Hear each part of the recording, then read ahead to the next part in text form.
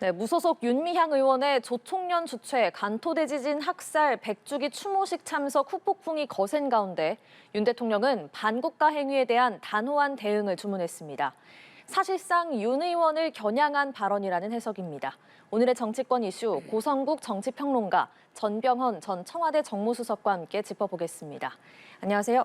안녕하십니까. 안녕하세요. 네, 먼저 윤미향 의원이 참석한 조총련 주최 행사부터 좀 짚어보겠습니다. 친북단체 행사인 줄 몰랐다는 게 이제 윤 의원의 해명인데 사실 윤 의원실에서 국회 사무처에 보낸 공문을 보면요. 북한식 표현이 등장을 하고 또 그 조총련이 이제 주최 단체 측에도 포함이 되어 있다고 하고요. 그 때문에 이제 여당에서는 일부러 외교부와 국회 사무처를 속이고 간 게 아니냐 이런 지적까지 나오고 있습니다. 네, 죄송합니다. 이 질문 중에 제가 좀 웃음이 나왔는데 정말 이거는 좀 황당합니다. 저는 윤미향 의원의 해명을 믿지 못하겠어요. 윤미향 의원이 국회의원 되기 전에 오랫동안 그 일제에 의해서 저질러진 전쟁 성범죄 피해자인 위안부 활동을 했습니다. 정의기억연대라는 단체를 만들어서 이끌었어요. 그러니까 그 단체 활동을 하는 차원에서라도 수시로 일본 측과 어떤 형태로든 교류가 빈번했을 수밖에 없어요. 그리고 지금 국회의원입니다. 지금 일본에 우리 제일동포가 50여만 명 살고 계신데 그중에 민단, 대한민국 정부가 공식적으로 인정하고 정부의 지원금이 나가는 민단이 한 47만여 명이고요. 북한 정권과 연계되어서 수많은 사람들을 북송시키기도 한 그런 이 반국가 단체인 이 조총련이 한 3만여 명 지금 잔존해 있습니다. 그걸 몰랐다는 건 말이 안 되죠. 뭐 여러 단체 중에 하나였다? 그것도 말이 안 됩니다. 여러 단체라고 하는 것도 아마 윤미향 의원이 보면 이 단체의 성격이 어떤 단체일 거라고 하는 것 뻔히 알았을 거예요. 또 이게 조총련 주최 행사만 있었다면 또 모르겠는데 그거 아닙니다. 이 간토 대지진 학살자 그 희생 추모제는 전 민족적인 행사였기 때문에 당연히 민단에서도 주최했습니다. 그리고 조총련에서 따로 한 거예요. 그리고 이 민단 주최한 그 추모제에는 한일의원연맹의 우리 측 회장인 정진석 의원을 비롯해서 더불어민주당 의원도 포함돼서 그 참석을 했어요. 그런데 유독 윤미향 의원만 민단 행사를 외면하고 조총련 주최 행사에 갔다 온 겁니다. 그리고 갔다 오는 과정에서 외교부의 의전 차량까지 이용하지 않았습니까? 이런 상황에서 이제 와서 이게 논란이 되니까 조총련 또는 반국가 단체 주관 행사인 줄 몰랐다. 이걸 우리 국민 누가 이걸 받아들이겠어요? 저는 갔다 온 것, 조총련 행사, 반국가 단체인 조총련 행사에 갔다 온 것도 심각한 문제지만 이걸 이제 와서 몰랐다고 이야기하는 윤미향 의원의 정말 말도 안 되는 변명을 듣고 우리 국민들이 더 분노할 거라고 생각합니다. 네, 정말 여당의 주장대로 윤 의원이 국회 사무처 외교부에 속이고 몰랐다고 속이고 간 거일까요? 먼저 윤 의원이 여러 가지 논란이 될 수 있는 더군다나 최근에 국내에서 이른바 70년 전의 망령인 메카시즘이 기승을 부리고 거기에다가 이제 친일까지 붙여가지고 친일 메카시즘이 지금 광풍이 불고 있는 상황에서 아무리 희생자들을 위로하고 추도하는 기념 행사라 할지라도 조총련이 끼어 있는 행사에 참석을 한 것은 매우 경솔하고 부적절한 처신이라고 생각합니다. 그런 점에 있어서 매우 유감스럽게 생각을 하고요. 제가 볼 때는 아마 제 이제 의전 경험상으로 보면은 윤미향 의원한테 온 초청장이 있을 텐데 그 초청장을 아마 국회 사무처에다가 제출을 했을 것이고요. 국회에서는 일반적인 그런 행사에 방일인가 보다라고 특별하게 주목하지 않고 그렇게 인식을 했던 것이 아닌가 이런 생각이 듭니다. 지금 말씀하신 것처럼 그래도 국회의원이고 이제 어느 정도 3년 이상의 그 경험을 갖고 있는 현역 의원으로서 사무처를 속이고까지 그렇게 갈 상황은 아니지 않는가 이렇게 생각이 되고요. 오늘 그 윤 의원이 그 해명을 한 것에서도 나오지만 실제로 그건 뭐 금세 밝혀질 일이니까 그 조청년과 함께 한일 간의 일반 그 시민단체들이 그 100여 군데가 모여서 합동으로 하는 그런 그 추모제였고 여러 추모제가 있었기 때문에 여러 추모제에 참석을 했고 그리고 그 중에 이제 한 군데가 조청년이 주관하는 행사였는데 거기도 이제 n분의 1로 참석을 한 것이다라는 그런 입장인 것 같아요. 근데 그럼에도 불구하고 지금 우리 고 박사께서 말씀하신 것처럼 우리 그 한일 의원 친선 연맹 대표단이 민단 주최 행사를 갔기 때문에 우리 국회 현역 의원으로서는 참석을 한다면 그쪽으로 했던 것이 맞지 않을까 이제 이런 판단이 들고요. 그 기본적으로 또 이제 거기서 그 우리 정부에 대해서 그 막말을 하고 있는 그런 상황이 연출이 된 부분에 대해서 어쩔 수 없이 거기서 이제 감수할 수밖에 없었지만 그런 점을 돌이켜 본다면 윤미향 의원이 여러 가지 측면에서 좀 문제는 있었다. 그런 점에서 깔끔하게 국민과 이 국회에 사과를 하는 것이 좋지 않을까. 다만 민주당 입장에서는 윤미향 의원이 그 민주당 소속으로 비례대표 당선이 됐지만 지금은 이제 탈당을 해서 무소속으로 되어 있는 상황이어서 민주당이 그렇게 깊이 관여하고 있는 것 같지는 않습니다. 예. 저 백보양보해서 몰랐다 칩시다. 그런데 그 자리에서 대한민국을 지칭해서 괴뢰도당이라고 하는 그 주최 측에 연설이 있는데도 여전히 앉아 있었다면 그것만으로도 대한민국 국회의원으로서의 자격이 없는 겁니다. 설사 몰랐다 하더라도 그 발언이 나온 순간 박차고 나왔어야죠. 유명 의원이 지금 해명하기는 그 자리에서 헌화하고 나왔다고 그러거든요. 자, 그러면 생각해 보세요. 아무리 가까운 이웃 나라라고 하지만 일본 가는 게 그게 쉽습니까? 더구나 정기국회가 지금 막 열리고 있는 시점에 그러면 대한민국 국회의원이 이 상황에서 일본까지 비행기 타고 가서 외교부 의전을 받고 그리고 자기도 잘 모르는 정체불명의 집회에 참석을 했다가 헌화하고 다시 돌아왔다는 거거든요. 대한민국 국회의원 그렇게 할 일 없는 사람들입니까? 전병헌 의원. 의원 시절에 진짜 이렇게 할 일 없이 의정 활동했어요?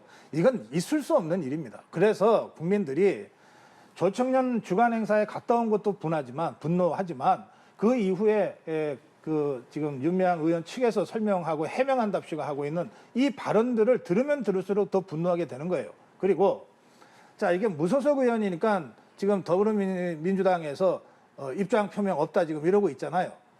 아니, 대한민국 국회의원이 뭐 수만 명씩 됩니까? 300명이잖아요. 다 헌법기관이라면서요. 그리고 더불어민주당 쪽에서 비례대표 공천 줘서 됐던 사람이에요. 그러니까 지금 무소속이니까 자기들하고 아무 관계 없다? 아니, 저야 관계 없다고 합시다. 헌법기관 중에 한 사람인 윤미향 의원의 이 반국가 세력의 부안에 동안 이 행동에 대해서 입장 밝히라는데 그것도 못 밝혀요? 그것도 못 밝히냐고요. 166석이나 되는 제1당이 말이죠. 예, 민주당 뭐 말씀하신 것처럼 좀 민주당은 지금 말을 계속 침묵을 좀 아끼고 있는데 말을 아끼고 있는데 이 사안에 대해서 어떻게 뭐 입장 표명이라도 해야 되는 거 아니냐 이런 말씀 주셨거든요. 아니 뭐 그런 점도 있죠. 그래서 아마 그 여러 가지 진상을 그 밝혀내고 또 진상을 알아본 뒤에는 적절한 입장 표명은 있을 거라고 생각합니다. 그러나 이 문제를 가지고 그렇게 한 의원이 무슨 행사인지도 모르고 참석했다라고 하는 건 지나친 매도이고 그 분명한 것은 그 일본이 식민시대에 관동 대지진에서 한국인들을 지진을 그 계기로 해서 엄청나게 학살했다. 그래서 그 희생자들을 추모하기 위한 그리고 그 학살에 대한 기억을 되살리기 위한 그런 집회에 일본의 시민단체들과 또 한국의 시민단체들이 연합해서 하는 그런 행사에 분명히 본인은 그런 것을 알고 참석을 한 것이고 그러나 그럼에도 불구하고 그 행사의 내용이나 진행 과정에서의 내용이나 현재 한국 내의 분위기로 볼 때 적절치 않고 경솔한 처신이었다라는 것이 저의 생각입니다. 예. 어제 윤석열 대통령 수석 비서관 회의에서 반국가 행위에는 단호하게 대응해야 한다 이런 입장을 밝혔습니다. 사실상 윤 의원을 겨냥한 거라고 봐야 할까요? 예, 지금 조청년에 대해서 우리가 인식을 분명하게 할 필요가 있습니다. 조청년은 대법원이 판결한 반국가 단체입니다. 그러니까 반국가 단체와는 회합 자체가 불법이에요. 그래서 반국가 단체와 회합할 때는 지금 현존하는 반국가 단체는 우리나라 입장에서 볼 때 두 개입니다. 하나가 김정은 집단이에요. 저거 반국가 단체거든요. 그리고 조청년이 반국가 단체예요. 우리 대법원 판례로 그렇게 되어 있습니다. 그러니까 이 두 개의 반국가 단체는 그 사람들을 만나는 것 자체가 불법이기 때문에 통일부의 사전 접촉 신고를 받고 허가를 받고 만나게 돼 있어요. 지금 조청년이라는 단체가 그냥 일본에 있는 무슨 시민단체처럼 이렇게 얘기하는데 그렇지 않습니다. 반국가 단체입니다. 그리고 이 반국가 단체의 활동도 보면 저는 이 조청년이 반국가 단체일 뿐만 아니라 폐륜적 범죄를 집단적으로 저지른 범죄단체라고 저는 개인적으로 생각해요. 무슨 얘기냐? 이 조청년이 일본 동포를 10만 명 가까운 사람들을 속여서 북한의 김일성 정권과 야합해가지고 북송시킨 단체입니다. 그들이 아직도 못 돌아오고 있어요. 이런 국제적 범죄, 폐륜적 범죄를 저지른 단체를 그냥 여러 시민단체 중에 하나라 그거 이야기하고 갔다 온 곳이 아무렇지도 않은 듯이 이야기한다면 이 사람의 그 사고방식을 우리가 의심하지 않을 수 없는 거예요. 윤석열 대통령의 발언은 이런 반국가 단체의 실체를 잘 모르거나 또 반국가 단체에 그 알면서도 부안해동하거나 모르면서 이용당하는 이런 일련의 행위는 결국은 대한민국 체제를 위태롭게 한다는 거예요. 지금 우리가 북한과 적대적으로 대립하고 있는데 이 얘기는 뭐냐면 조청년과도 적대적으로 대립하고 있다는 뜻입니다.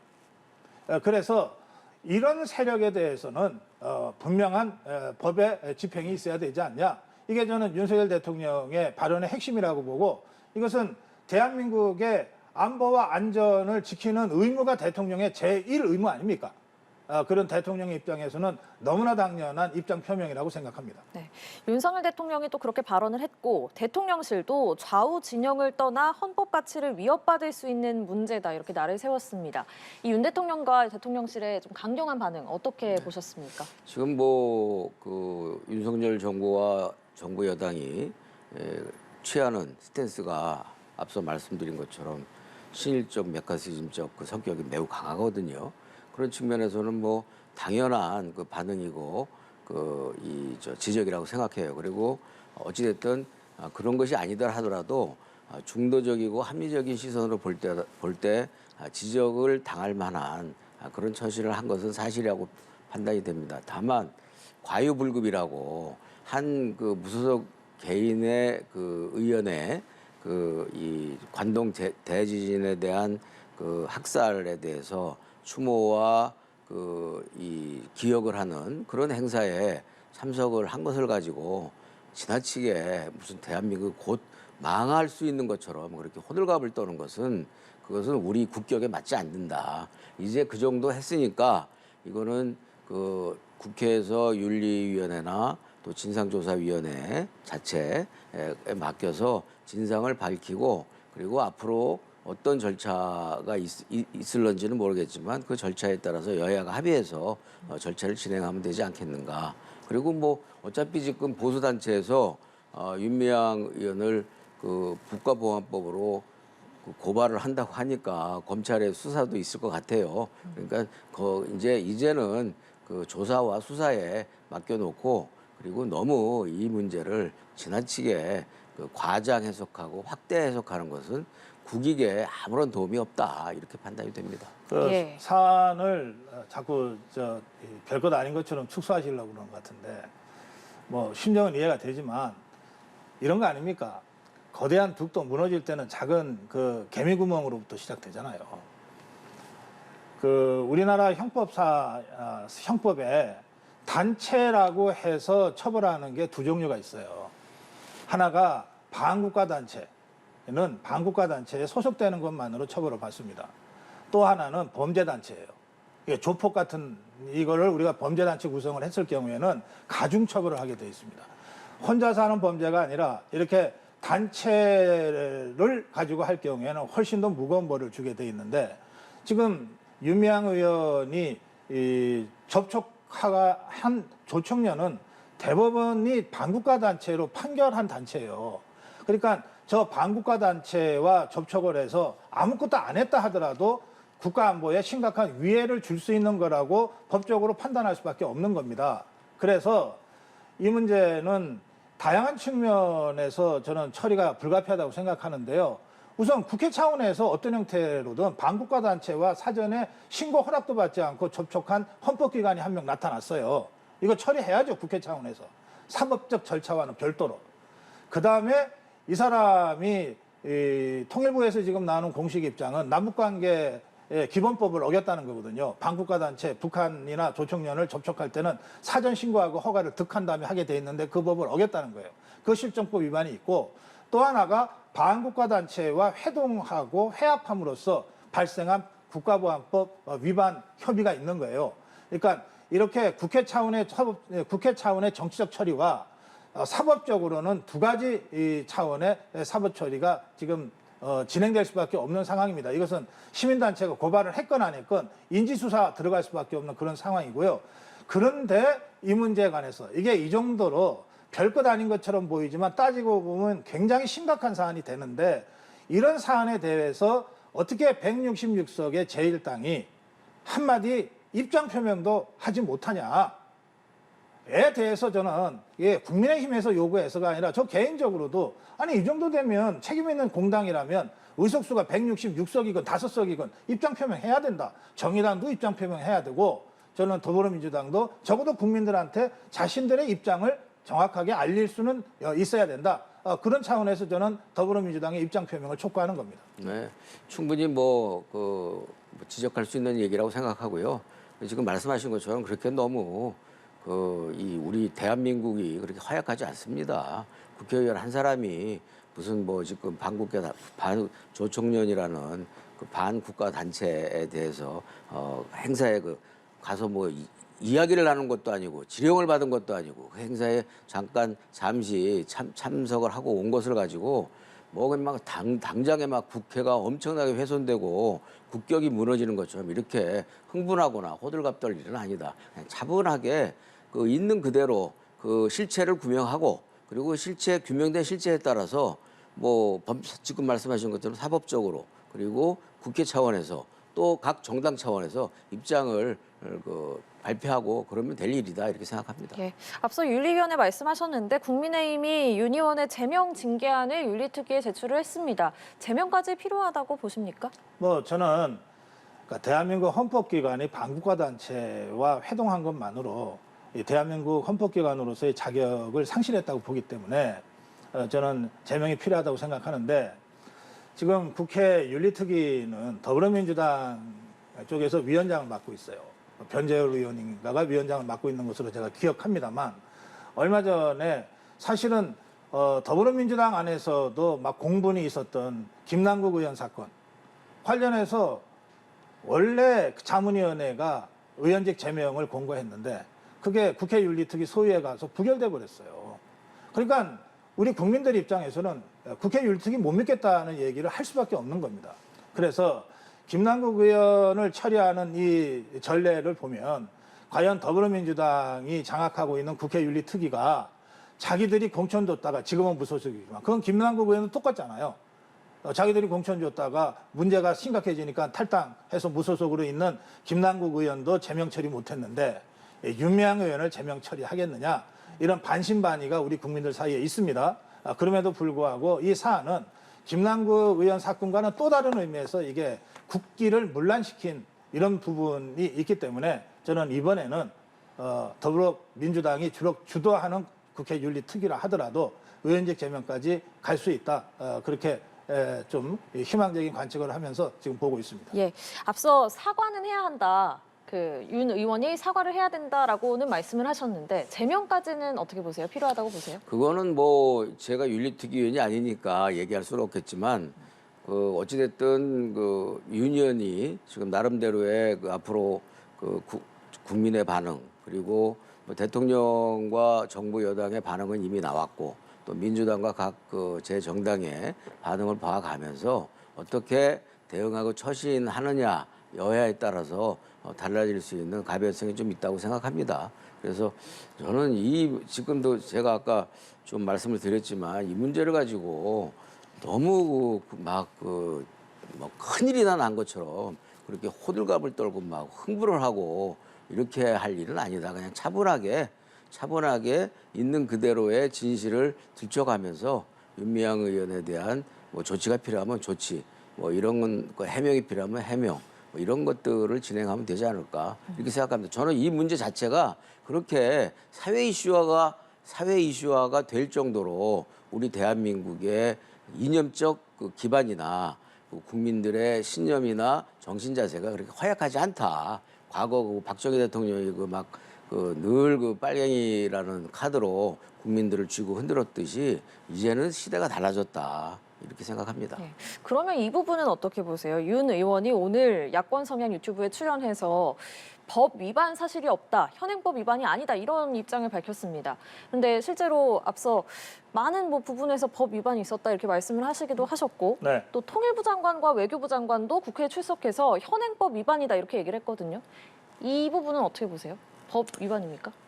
그거는 본인의 그 판단과 주장이 있는 것이죠. 그리고 본인은 당연히 지금 그 공식적인 공문을 받아서 본인의 사비로 다만 외교 의전 차량을 그 안내를 받은 그런 그 문제를 가지고 지금 그 정도의 문제 의식을 가지고 있는 거 아니겠어요? 그런 차원에서는 본인이 특별하게 본인은 위법한 것이 없다라고 해명을 하고 있는 것인데 여기서 그거를 그 문제를 갖다가 윤미향 의원 당사자가 없이 이렇게 예단하고 정치적 재판을 하는 것은 적절치 않다고 생각합니다. 짧게 한 그 말씀 정도로 하면 된다고 네, 생각해요. 짧게 한 말씀만 예. 드리면 어제 이제 정보위원회가 열렸고요. 국정원의 국회에 대한 보고가 있었는데 정보위원회는 비공개이기 때문에 회의 끝난 다음에 여야 간사가 합의해서 그 내용 국민들한테 알려야 될 내용들을 설명을 하는 과정에 윤미향 의원 부분도 나왔습니다. 어떻게 나왔냐면 그 조총련 주최 행사에 참석한 것은 확인이 되는데 참석해서 윤미향 의원 주장대로 가만히 앉아 있다가 허나만 하고 나왔는지 아니면 뭔가 여러 사람들과 만나고 이런저런 무슨 발언을 하고 했는지에 대해서는 지금 팩트 체크 중이라고 그랬어요.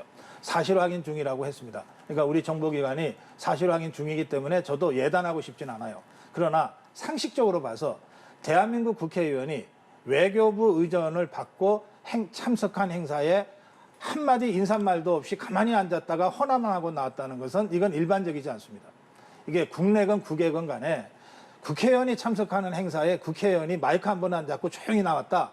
저는 이런 사례를 본 적이 없어서 윤미향 의원의 해명이 사실이라면 정말 이상한 행사다라는 생각이 들고 아마도 윤미향 의원의 해명과는 달리 뭔가 정보기관이 팩트체크할 만한 어떤 일들이 있었을 가능성이 더 높다. 좀 그렇게 보고 저는 사실관계를 좀 기다릴 필요가 있다고 생각합니다. 네, 제가 지금 말씀하신 것처럼 저도 뭐 의정 생활을 10년 이상 해본 사람인데 지금 뭐 국회의원이 참석을 했는데 마이크 한 번 안 잡고 나왔을 리는 없다라고 예단하는데 마이크 한 번 안 잡고 나오는 행사가 부지기수입니다, 사실은. 그리고 더군다나 이런 시민 단체들이 연합해서 행사하는 그 자리에서는 특히 정치인들한테 그 마이크를 주는 것을 굉장히 불편해하고 꺼려하는 그런 분위기가 있거든요. 그래서 이번에 그리고 또 윤미향 의원이 어찌됐든 그 유튜브 채널에서 공개적인 자리에서 본인이 말 한마디 않고 그냥 묵념만 하고 나왔다, 허나만 하고 나왔다라고 했는데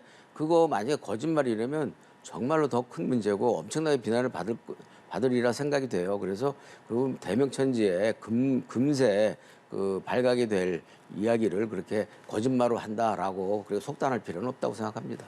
예. 오늘 오전에 대통령실이 김만배 씨 허위 인터뷰 의혹과 관련한 입장을 내놨습니다. 희대의 대선 정치 공작이다. 가짜뉴스를 실어나른 언론 매체는 명확히 해명해야 한다. 이런 내용이었는데요. 어제 과방에서 공방이 오간 지 하루 만에 대통령실에서 이렇게 강도 높은 비판이 나왔습니다. 저는 이 사건을 매우 심각한 사건이라고 보는데요. 왜 그러냐면요. 지금 보도된 바를 보면서 상황을 보면 대선 6개월 전에 완전히 가짜 인터뷰를 자기들이 해가지고 그것도 지난 대선의 핵심 이슈가 처음부터 끝까지 대장동이었잖아요.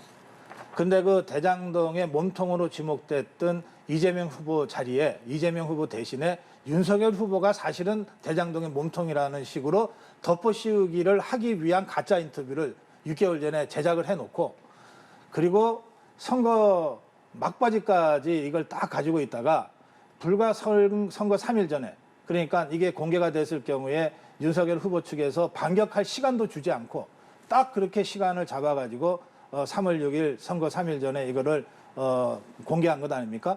그리고 난 다음에 3월 6일 날 그 뉴스타파 유튜브를 통해서 공개한 직후부터 일제히 제2의 드루킹들이 연상되는 수많은 이 댓글 퍼날르기와 좋아요가 이제 가동이 돼서 심지어는 조회수보다도 좋아요가 더 많은 그런 이 커뮤니티까지 있었다는 것인데요. 이런 식으로 해서 6개월 이상 준비된 치밀하게 준비된 그런 대선 공작이다라고 저는 이 사건의 성격을 규정합니다. 그렇다면 이게 1997년 그리고 2002년에 연이어서 있었던 김대엽이라는 사람의 그 이회창 자녀 병풍 조작 사건. 결국 그 사람 나중에 이거 다 거짓말 사기친 걸로 해서 감옥 갔다 왔습니다. 이 김대엽의 병풍 사건이라는 이 대선 공작. 그 다음에 2017년에 그 문재인 후보가 당선될 때의 드루킹 대선 공작.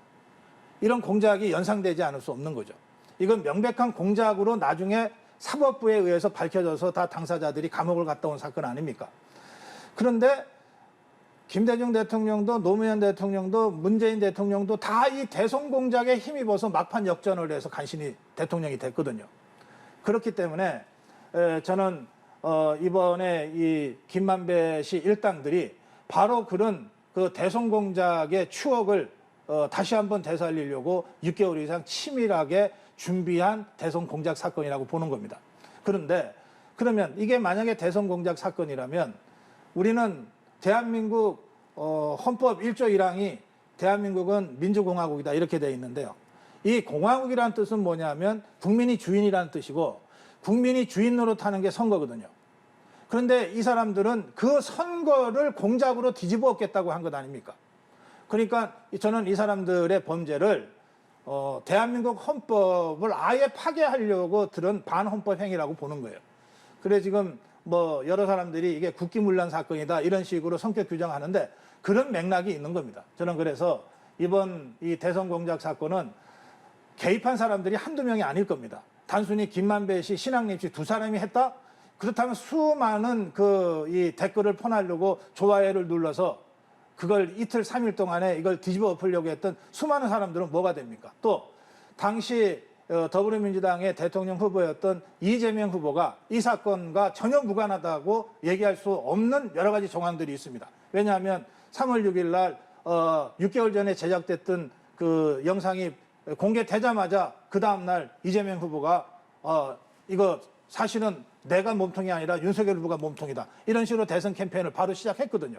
그래서 이 사건과 관련된 전모를 밝히기 위해서는 수많은 사람들이 조사가 필요하고 그리고 이 사건은 설사 시간이 가더라도 사건 전체를 처음 기획의 단계에서부터 실행 단계 이렇게까지 전모를 다 밝혀내서 앞으로는 더 이상 이런 공작이 선거 결과를 뒤집는 이런 일은 원천적으로 봉쇄하는 조치가 필요하다. 저는 그렇게 생각합니다. 네, 어떤 생각 가지고 계세요?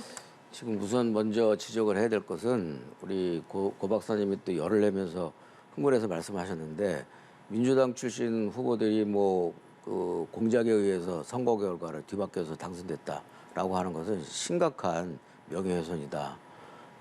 그 국민의 민심에 의해서 승패가 가려진 것이고 이번 그 선거도 윤석열 대통령의 당선도 민심에 의해서 가려졌다고 생각을 합니다. 공작으로 따지면은 역대 보수 정권들의 부품 공작이 어마어마하게 빈번하고 많았죠. 그리고 결정적으로 영향을 많이 줬고 그래서 그렇게 일방적으로 과도하게 매도하는 것은 좀 절제를 했으면 좋겠다라는 말씀을 드리고요. 두 번째, 그 이재명 그 대표가 그 연결이 돼 있다. 그것은 그 영상에 나오자마자 몸통이 윤석열 아니냐 이렇게 이제 얘기를 했다. 그거는 그 영상을 그 보면은 당연히 경쟁하는 후보로서는 맞수로서는 당연히 그런 워딩을 할 수밖에 없는 거 아니겠습니까? 그런데 그런 이 자연스럽고 순리적이고 당연한 그런 그 지적을 마치 그 공작의 한 그 가담하고 일원인 것처럼 그렇게 얘기하는 것도 너무 속단이다. 그리고 엄정하게 수사를 해야 된다라고 하는 것은 그거는 우리 고 박사님이 그렇게 힘주어서 강조하지 않아도 검찰에서 엄정 100배 엄정하게 할 것이고 하고 있으니까 너무 걱정할 필요는 없다 이렇게 말씀드리고요.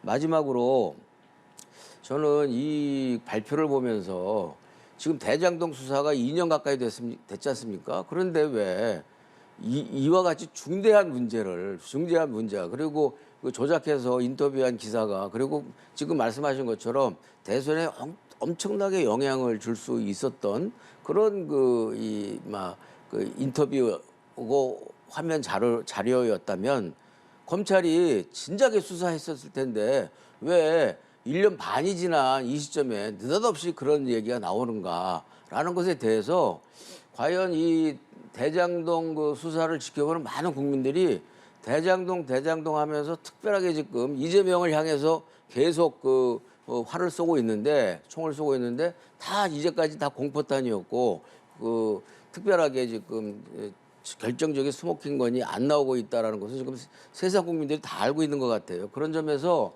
검찰의 수사가 보다 좀 중립적이고 엄정하게 좀 됐으면 좋겠다. 그리고 검찰의 여러 가지 뭐 하명도 있을 것이고 또 보는 눈도 있을 것이고 윗사람의 재특도 있겠지만 그러나 그럼에도 불구하고 검찰이 좀 신뢰받는 그 중립적인 수사를 했으면 좋겠다. 이번 사건도 마찬가지다. 이런 말씀을 드립니다. 우리 전 변수석이 제 발언을 심각한 명예훼손이 될 수 있다고 지적을 해주셔서 그래서 제가 할 수 없이 그 말씀 드리겠는데 저는 이 김대중 대통령 1997년 선거 때의 이 김대엽의 그 병풍 공작 그리고 노무현 대통령 2002년 선거 때의 김대엽의 2차 병풍 공작 그리고 문재인 대통령 2017년 선거 때의 드루킹 대선 공작 이 공작이 어떤 형태로든 대선 결과에 영향을 미쳤을 가능성이 매우 높다고 생각합니다. 실제로 그 선거의 이 표차가 그렇게 크지도 않아요. 54만 표, 39만 표 막 그렇습니다. 자, 그래서 만약에 평론가로서 객관적 사실에 대한 설명과 동시에 합리적 의심을 제기한 이것이 명예훼손이라고 생각하신다면 괜히 제3자가 나서서 고발하고 그러지 말고 김대중 대통령 유족, 노무현 대통령 유족, 그리고 문재인 대통령이나 대통령의 그 가까운 뒤바뀌어서 당선됐다라고 하는 것은 심각한 명예훼손이다. 그 국민의 민심에 의해서 승패가 가려진 것이고 이번 그 선거도 윤석열 대통령의 당선도 민심에 의해서 가려졌다고 생각을 합니다. 공작으로 따지면은 역대 보수 정권들의 부품 공작이 어마어마하게 빈번하고 많았죠. 그리고 결정적으로 영향을 많이 줬고 그래서 그렇게 일방적으로 과도하게 매도하는 것은 좀 절제를 했으면 좋겠다라는 말씀을 드리고요. 두 번째, 그 이재명 그 대표가 그 연결이 돼 있다. 그것은 그 영상에 나오자마자 몸통이 윤석열 아니냐 이렇게 이제 얘기를 했다. 그거는 그 영상을 그 보면은 당연히 경쟁하는 후보로서는 맞수로서는 당연히 그런 워딩을 할 수밖에 없는 거 아니겠습니까? 그런데 그런 이 자연스럽고 순리적이고 당연한 그런 그 지적을 마치 그 공작의 한 그 가담하고 일원인 것처럼 그렇게 얘기하는 것도 너무 속단이다. 그리고 엄정하게 수사를 해야 된다라고 하는 것은 그거는 우리 고 박사님이 그렇게 힘주어서 강조하지 않아도 검찰에서 엄정 100배 엄정하게 할 것이고 하고 있으니까 너무 걱정할 필요는 없다 이렇게 말씀드리고요. 마지막으로 저는 이 발표를 보면서 지금 대장동 수사가 2년 가까이 됐지 않습니까? 그런데 왜 이와 같이 중대한 문제가 그리고 그 조작해서 인터뷰한 기사가 그리고 지금 말씀하신 것처럼 대선에 엄청나게 영향을 줄 수 있었던 그런 그 인터뷰고 화면 자료였다면 검찰이 진작에 수사했었을 텐데 왜 1년 반이 지난 이 시점에 느닷없이 그런 얘기가 나오는가라는 것에 대해서 과연 이 대장동 그 수사를 지켜보는 많은 국민들이 대장동 하면서 특별하게 지금 이재명을 향해서 계속 총을 쏘고 있는데 다 이제까지 다 공포탄이었고 그 특별하게 지금 결정적인 스모킹건이 안 나오고 있다라는 것을 지금 세상 국민들이 다 알고 있는 것 같아요. 그런 점에서 검찰의 수사가 보다 좀 중립적이고 엄정하게 좀 됐으면 좋겠다. 그리고 검찰의 여러 가지 하명도 있을 것이고 또 보는 눈도 있을 것이고 윗사람의 재턱도 있겠지만 그러나 그럼에도 불구하고 검찰이 좀 신뢰받는 그 중립적인 수사를 했으면 좋겠다. 이번 사건도 마찬가지다. 이런 말씀을 드립니다. 우리 전병훈 수석이 제 발언을 심각한 명예훼손이 될 수 있다고 지적을 해주셔서 그래서 제가 할 수 없이 그 말씀 드리겠는데 저는 이 김대중 대통령 1997년 선거 때의 이 김대엽의 그 병풍 공작 그리고 노무현 대통령 2002년 선거 때의 김대엽의 2차 병풍 공작 그리고 문재인 대통령 2017년 선거 때의 드루킹 대선 공작 이 공작이 어떤 형태로든 대선 결과에 영향을 미쳤을 가능성이 매우 높다고 생각합니다. 실제로 그 선거의 이 표차가 그렇게 크지도 않아요. 54만 표, 39만 표 막 그렇습니다. 자, 그래서 만약에 평론가로서 객관적 사실에 대한 설명과 동시에 합리적 의심을 제기한 이것이 명예훼손이라고 생각하신다면 괜히 제3자가 나서서 고발하고 그러지 말고 김대중 대통령 유족, 노무현 대통령 유족, 그리고 문재인 대통령이나 대통령에 그 가까운 사람들이 직접 고소하세요.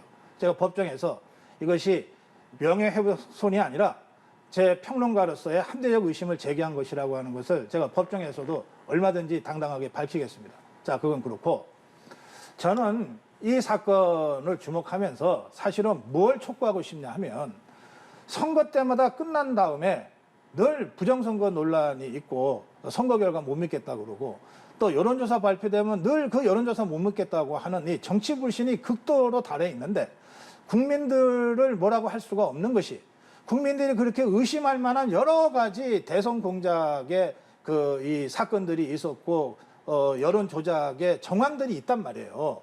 그러면 이게 결국 뭐냐 하면 정치인들이 아니라 정치꾼들이 당장의 눈앞에 자기들의 정파적 이익을 위해서 조작도 하고 공작도 하고 하는 것이 결국은 재무돈 파는 거라는 거예요. 국민이 믿지 않는 정치가 어디에 설 자리가 있습니까?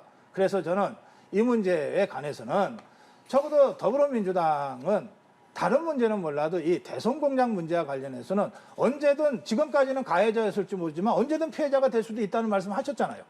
그러니까 정말 발본색원하기 위한 철저한 수사를 촉구하고 여야가 모두 촉구해야 됩니다. 그리고 또 이런 일이 있을 수 있는 여러 가지 그 정치적 환경을 근원적으로 치유하고 봉쇄할 수 있는 제도적 장치들도 필요해요. 예, 그런 점들에 대해서 머리를 모아야 된다고 저는 생각하는 겁니다. 예, 말씀 듣겠습니다.